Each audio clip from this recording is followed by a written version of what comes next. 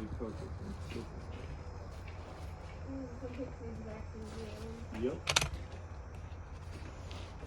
Does indeed. So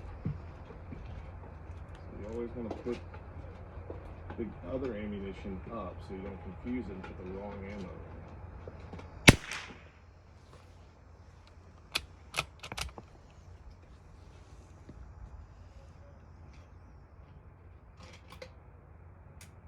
So I started shooting this gun when I was 6 years old. Hey YouTube, Eagle Run 23 here. Today I got out to the range and I got to shoot the Ruger Precision 22. Had a blast with this gun. So fun to shoot. Absolutely had a great time. We finally had it set up with the big new Arkin. This is the SH4 Gen 2 6-24.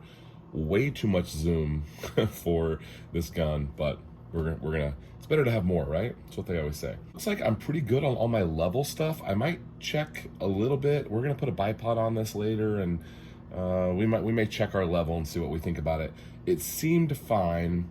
There was one time where I was looking through the optic and I was like, is it level? And you know, I don't know. I'm not really experienced enough to make a call on that. It seemed unlevel, but then I didn't really ever think of it again. It never came back up again. So I'll double check that, but I think for now we're gonna call it good. From the review video from a couple days ago, I'm gonna tell you that this thing is crystal clear, brilliant to look through, made shooting a lot of fun, but I'm also gonna tell you it's not quite as crisp as my Vortex PST Viper.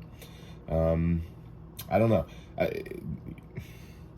That optic is not that much more expensive than this one, and it is just a touch better in the clarity section. Also, the way that the reticle kind of pops off the, I'll call it a screen, the way the reticle kind of pops and you can see it, a little bit easier to see in the Vortex versus in the Arkin, but not distracting or difficult in any way. We did have a little bit of trouble getting zeroed because we got 30 MOA here and 20 MOA here, and it looks like the optic is almost canted down where the barrel's canted up because, you know, they're kind of opposed, so that this thing is set up to shoot to the moon right now with 50 MOA in the bases here, plus whatever's available in the optic. So I have this thing all the way down, and I was able to get a good zero and took some adjusting, and I got the zero stop set. Everything is good. And I mentioned to you that the way this is marked, let me see if I can show it to you with the way we're set up here. Okay, so do you see where the up is here on the turret and it's not on the body? I thought that was gonna be a problem, and it was, because when we were zeroing, I turned it the wrong way. Now, some of that's just me not paying attention and being new to the optic and blah, blah, blah, but it did bite me. I had to turn it to see where I was and then go back and make sure. But I made a couple of shots, wasted a couple of cheap ammo on going the wrong way.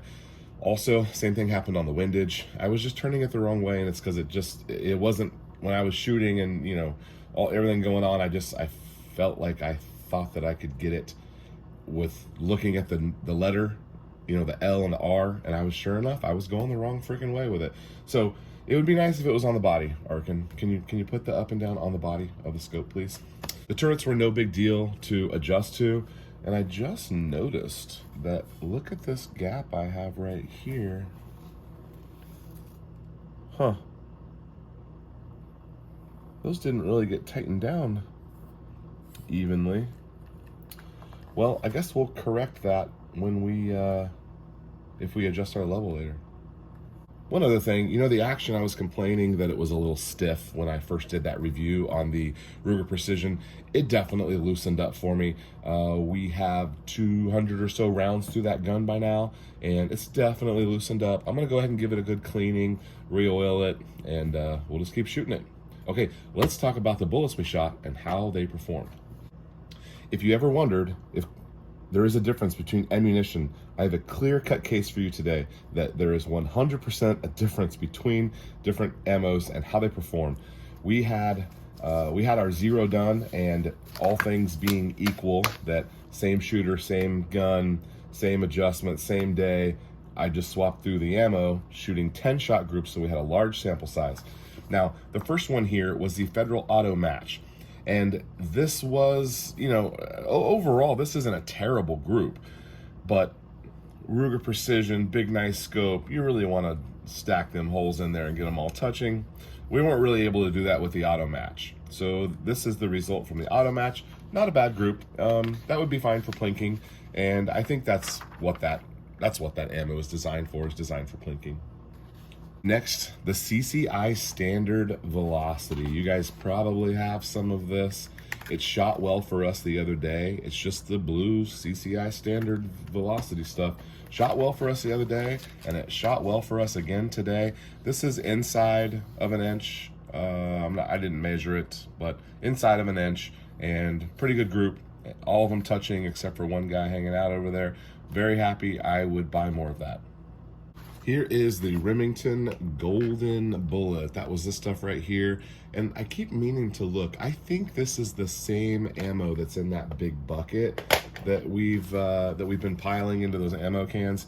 I bought 5 or 6 buckets over the last year or so, and I have a ton of that stuff. But unfortunately, as far as precision work goes, not anyone's first choice. Now, aim point on all of these was the same. And there are 3 or 4 holes right there on target. The rest of them, they just drifted. So it looks as if maybe you could pick through there, and maybe since I have so much of that, I could do that like sort by weight 22 thing and do some testing to see if certain weights will group more consistently. If you're interested in some more deep dive into 22 accuracy, I'm willing to go there if you're interested. So no surprises on the Remington Golden Bullet. Serviceable ammunition, not what we're looking for precision, but we kind of already knew that. Now we're getting into the higher end ammunition. This is from a company called RWS. I don't have any experience with them. I don't know anything about them. It's a 40 grain bullet. Does it say velocity? I don't see any advertised velocities on here. I noticed that with some of this higher end ammo, they don't really publish the velocities, but it's a match 22 ammo. It was expensive at $12.25 a box. I know you could probably find it cheaper, but I mean, ammo prices for 22 are no different than anything else. It's cheaper in certain parts of the country. $12.25 for the RWS little yellow box here, and we had a really good group with that. So this one here was definitely me. I remember this shot. It did not feel good. If you take the other 9, we're all touching here, and pretty good group. It seemed like a great ammo. It seemed like you could count on where it was going to go. Okay, at twice the price, R100. This stuff was retailing for around $25 a box. I got it for a little bit less than that, but that was kind of the price that I was seeing a couple different places. Not a bunch of people had that. I think I ended up getting this from Creedmoor Sports. I don't remember, but R100, 25 bucks a box-ish, $24.99, whatever it is. We have probably our best group. All of them touching except for the one guy hanging out here. Super group. This is 10 shots, guys. 10 shots right there in that little bitty spot. Really like this one. If I could find a deal on it, this might be the winner that I would take. And our most expensive ammo, the Lapua X-Act. It was going for up to $29.99. I wrote 30 bucks on the box. This is another one that does not say velocity. It just says, I don't even think this one says 40 grain on it. I think I guess if you have to ask, you can't afford it. We had a decent group out of this as well. I would think that if I kept shooting this, it would be just as good as the other stuff. It was a little bit more expensive. Maybe based on this one test of 1, it wouldn't be worth it. But I shot 10 shots, so I've got 40 left. We're gonna use it and enjoy it. And once my daughter gets dialed in a little bit and is able to group some of the other cheaper ammos, I would definitely consider upgrading her a little bit so she can put it right exactly where she wants it to. It seems like there is a really big difference in 22 as far as what you can expect for accuracy. And again, that doesn't really surprise anyone. I don't think anyone's surprised by my statement there. I don't think I'm telling you something you didn't know, but there's a large difference. Now, there are guys who are going through these cheaper stuff, and they're finding that they weigh. Let me get that off.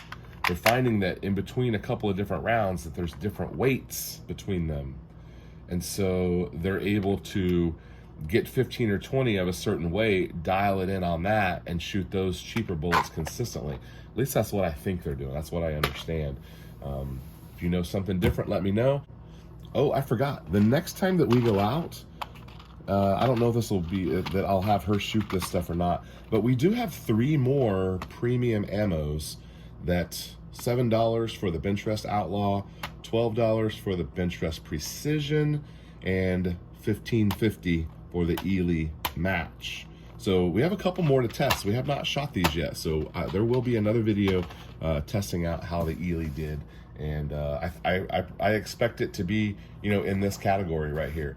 That stuff is a little bit cheaper than these on price, but I don't know if that's just availability or what, but I've heard good things about them. Can't wait to try them.